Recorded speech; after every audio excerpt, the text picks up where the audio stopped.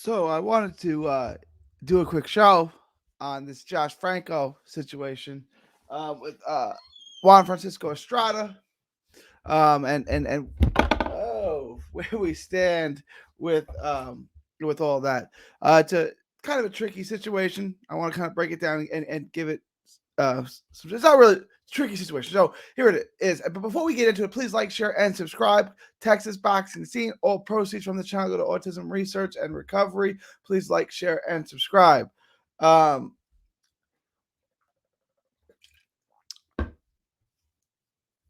okay. Josh Franco's been elevated from WBA regular champion. They have their two champions, the super champion, and then the regular champion, the two designations. Josh Franco is now the full world champion. There's no other champion. There's no other designation. There's one champion in the WBA. Be grateful for that because it does get really, really confusing sometimes with who's the champ and what designation for who. So the good news is that Josh Franco doesn't have to deal with that. There's no naysayers or anything like that saying that there's this other champion. It's Josh Franco. Estrada's vacated his version of the WBA belt, so it's just Franco. We're gonna get into that, but just to kind of give you a little backstory, Franco won his belt back in the pandemic, in the bubble, in the ESPN Top Rank bubble back in 2020. He fought later in 2020 against Maloney again. It ended in the controversial or the headbutt that broke Franco's orbital bone. Nothing really controversial about that. Maloney headbutted Franco, broke his orbital bone. It was before the end of the fourth round, so it was no contest. Fast forward, they fight again August of 2021.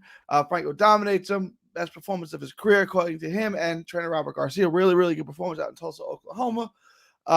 And then all the confusion kind of starts, right?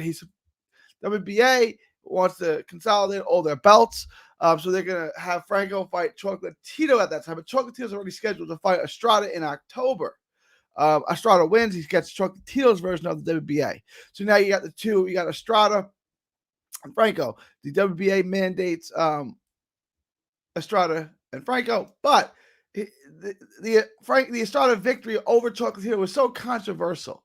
Everyone thought Chocolatito won, that they allowed a rematch, assuming with the one caveat being the winner has to fight Franco next.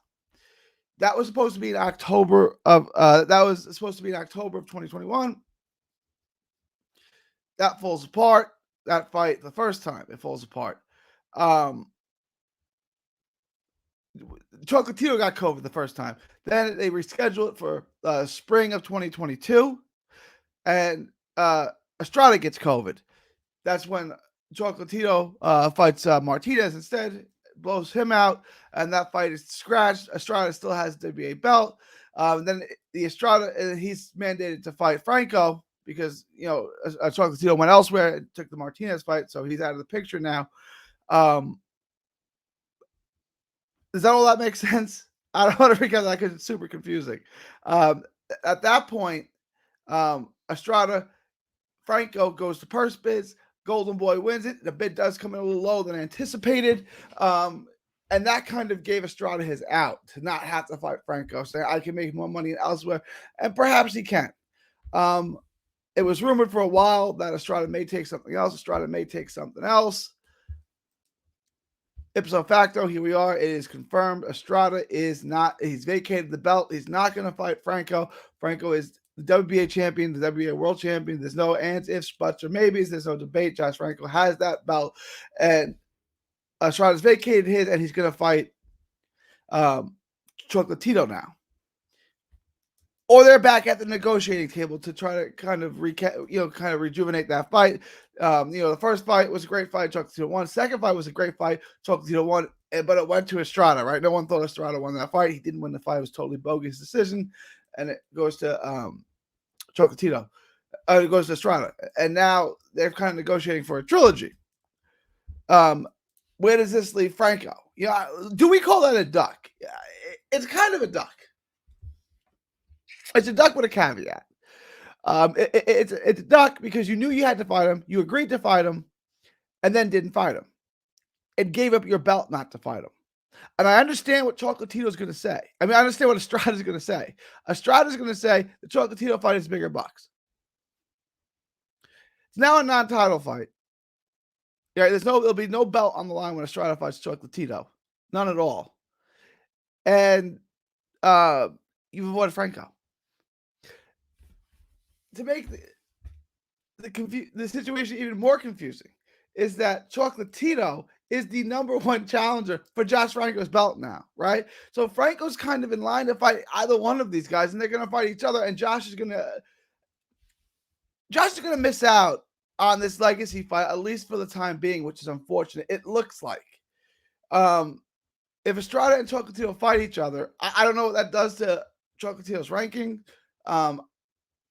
I don't know who you think would win the trilogy. Most people probably would pick Chocolatito, but they're not going to be fighting Franco. Now, Franco's going to have other options. It's a loaded division. We're going to get into those options in just a minute. But right now, that mega fight that he's been waiting a year for, because he hasn't fought since Maloney, because he kept waiting on the winner of this fight. Chocolatito and Estrada are two of the best little men ever. They are both first ballot Hall of Famers, legendary little men. Chocolatito, I would argue, is the greatest little man ever. That's until Bam and Franco, that's until Bam and Josh have enough wins and they can surpass him legacy-wise. But as of right now, as of August 12th, 2022, yeah, I would say Chocolatito, and by little man, I mean 122 and below. I would say Chocolatito is the best little man ever. I would argue that, legacy-wise. And Josh was supposed to have that chance to dethrone him, right? Kind of a changing of the guard. Josh would have a chance to dethrone the great Chocolatito. That didn't happen. Estrada got the win. Now he can dethrone Estrada, who's the top 3 or 5 little man of all time. Both guys are that good. He's probably the top 5 little man of all time, right? And now they're going to fight again, and Josh is going to be left out. But there's other attractive options for him. There's Kaz Ioka. There's Donnie Nietes. Ioka has a belt, and Nietes has a belt. I'm sorry, Nietes doesn't have a belt. Ioka has a belt. We're going to get into the other champion. Ioka would be a great fight because Ioka also is an all-time great little man. Again, I don't know how makeable these fights are. None of them will get.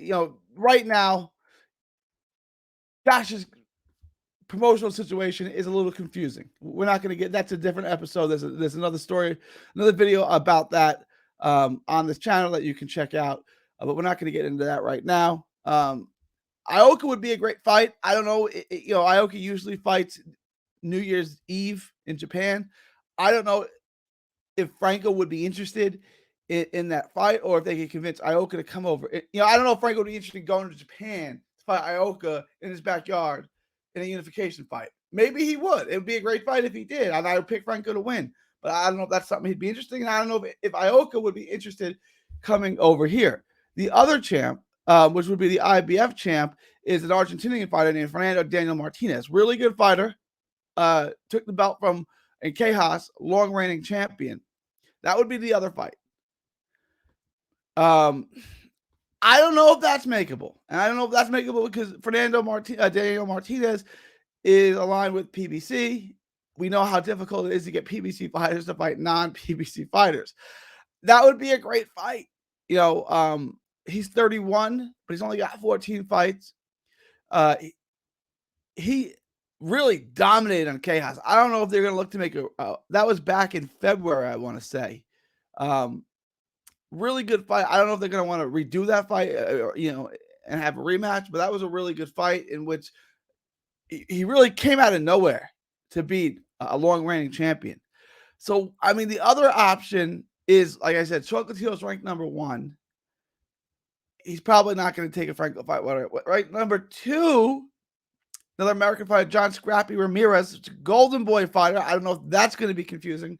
But he young 26-year-old, 10-0, somehow ranked #2 already, had a big win in his last step-up fight, wants to fight Franco, thinks he's ready to fight Franco. That could be a main event type fight. Franco and Scrappy Ramirez. It would be a good fight. Franco would I think would kind of dismantle Ramirez. I think Scrappy's a good fighter. I don't think he's anywhere near the level of Franco at this point. Maybe years from now. Scrappy picked up the sport kind of late. He's off to a good start, but Franco is the real deal already. Ramirez is still ways off from where his best is, right? Like he's still kind of green. But that's a fight they could make. I think Scrappy Ramirez and Josh Franco is a fight that they could make. But those are kind of the options now. You have Ioka, which I think they could get made, but someone would have to really give there, right? Like Ioka, you have Dietes, which maybe could get made. I don't know that Dietes' name really has the luster that it used to. And then I would say Scrappy Ramirez would be the three names that I would think they could look at. If they can't get if they can't get the Argentinian Martinez, those are the three names I would look at. But let me know what you guys think. Leave your thoughts, comments below. Please like, share, and subscribe. Text box Casino. All proceeds go to autism research and recovery. It is August 12th, 2022. From Texas to the world. Thank you, and God bless.